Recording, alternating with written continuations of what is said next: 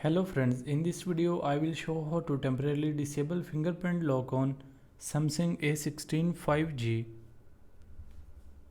First of all, open the settings app and scroll down, select lock screen.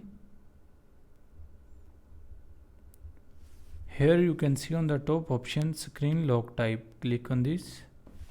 From here enter your current pin. Click on continue. And from here you can see option fingerprints.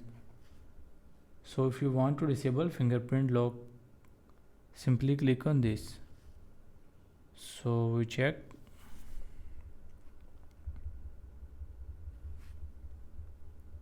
From here you can see that fingerprint has been disabled. By applying this method, you can easily disable fingerprint lock on Samsung A16 5G. Hope so you like this video. Thanks for watching.